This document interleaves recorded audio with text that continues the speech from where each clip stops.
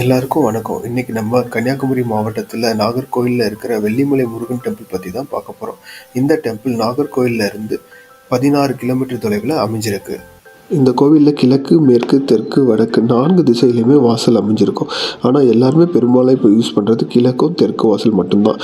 இப்போ நம்ம பார்த்துட்டு இருக்கிறது பார்த்தீங்கன்னா மேற்கு சைடில் உள்ள ஒரு வாசல். இந்த மேற்கு திசையில் இருக்க படிக்கட்டில் என்ன சிறப்புனா, ஒரு படிக்கட்டில் ஒரு நந்தி பாதம் அமைஞ்சிருக்கும். அதை வந்து சிவ நந்தி பாதம்னு எழுதி வச்சுருப்பாங்க. அதை நீங்கள் இப்போ பார்க்க முடியும். அதே மாதிரி இன்னொரு இடத்துல ஒரு கால் பாதம் அமைஞ்சிருக்கும். அது வந்து சிவன் பாதம்னு எழுதி வச்சுருப்பாங்க. ஆனால் இப்போ இது ரொம்ப பராமரிப்பு இல்லாததால் ரொம்ப விசிபிளாக நமக்கு தெரியாது. இந்த கோயிலில் இன்னொரு ஃபேக்ட் என்ன சொல்கிறாங்கன்னா, ராமர் மற்றும் சீத்தை வந்து அவங்க வனவாசத்தின் போது சீத்தை வந்து இந்த மலையில் ஒரு சின்ன ஓடையில் குளித்ததாகவும், ராமர் வந்து ஒரு இடத்துல படுத்து ஓய்வு எடுத்ததாகவும் சொல்லப்படுது. அந்த இடத்துக்கு எப்படி போகிறதுனா, மேற்கு வாசல் பக்கத்தில் நீங்கள் ஒரு கிணறு பார்க்க முடியும். அந்த கிணறுக்கு பேக் சைடில் ஸ்ட்ரெயிட்டாக அப்படி நடந்து வந்தோன்னா இந்த வழியாக நீங்கள் ஸ்ட்ரெயிட்டாக போகணும்.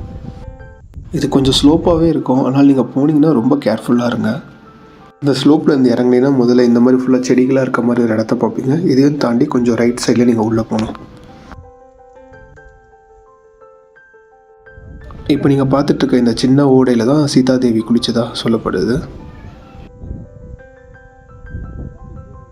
இந்த மலையில் ஒரு சில இடத்துல நீங்கள் கொஞ்சம் டார்க் லைன்ஸ் இருக்கிறத பார்க்க முடியும். இது வந்து எதனால் வந்துச்சுன்னு சொல்கிறாங்கன்னா, சீதாதேவி அவங்க குளிச்சுட்டு இருக்கும்போது ஒரு குரங்கு வந்து அவங்க ட்ரெஸ்ஸை வந்து இழுத்துட்டு போனதாகவும், அவங்க ட்ரெஸ் இந்த மலையில் எங்கெல்லாம் ரசிச்சோ அங்கெல்லாம் இந்த மாதிரி டார்க் லைன்ஸ் ஃபார்ம் ஆனதாக சொல்லப்படுது.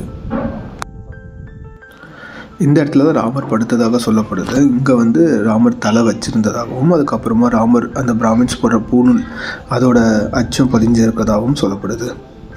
நம்ம மேலேருந்து பார்த்தோன்னா ஒரு ஆள் படுத்திருக்க மாதிரியே நம்மளால் பார்க்க முடியும். ஆனால் இது நாளடைவில் இதாகி பராமரிப்பு இல்லாததுனால கொஞ்சம் விசிபிலிட்டி கம்மி. இப்போது கோயிலோட மேற்கு மற்றும் தெற்கு வாசல் வழியாக வந்தோன்னா இந்த என்ட்ரன்ஸ் வழியாக தான் நம்ம உள்ளே வருவோம்.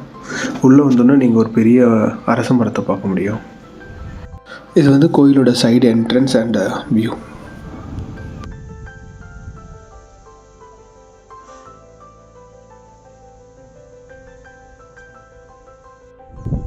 கோவில் மேலே பேக் சைடில் இருந்து பார்த்தீங்கன்னா இந்த மாதிரி ஒரு வியூ உங்களுக்கு ரொம்ப நல்லாயிருக்கும். கோவில் சைட்லேருந்து பார்க்கும்போது கூட நமக்கு ஃபுல்லாக பச்சை பசையிலாகவே தான் தெரியும். ரொம்ப நல்லாயிருக்கும் பார்க்கும்போது. கோயிலோட நார்த் சைடு என்ட்ரன்ஸ் பக்கம் வர்றதுக்கு நீங்கள் வந்து கோயிலோட நார்த் சைடில் வந்து இந்த மாதிரி வேலி போட்டு வச்சுருப்பாங்க. அந்த சைடு நீங்கள் வரணும். அந்த சைடு வந்துட்டு அந்த மலையிலேருந்து கீழே இறங்கி கொஞ்சம் டவுனில் போனீங்கன்னா இந்த மாதிரி மலையிலேயே படிக்கட்டு மாதிரி கல்வெட்டு செதுக்கி வச்சுருப்பாங்க.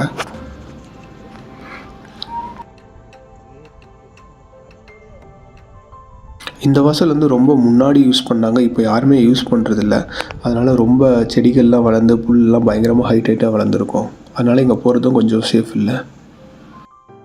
நார்த் சைடில் பார்த்தீங்கன்னா ஃபஸ்ட்டு ஃபியூ ஸ்டெப்ஸ் மட்டும் தான் கல்வெட்டில் மலையில் செதுக்கி வச்சுருப்பாங்க.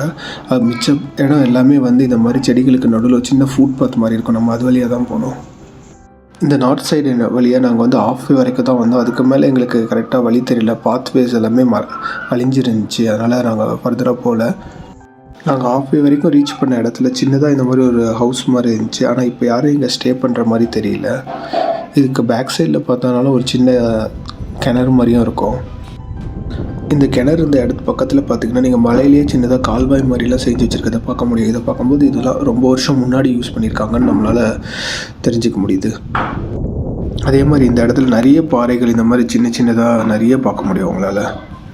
இங்கேருந்து பார்க்கும்போது வியூ ரொம்ப நல்லாயிருக்கும். இதுதான் கோயிலோட ஃப்ரண்ட் வாசல். இங்கே வந்து 106 படிக்கட்டு இருக்கும்.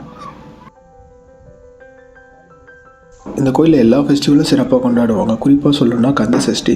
அதுக்கப்புறமா எல்லா வெள்ளிக்கிழமையும் இந்த கோயிலில் பூசணிக்காய் கஞ்சி பிரசாதமாக தரப்படும்.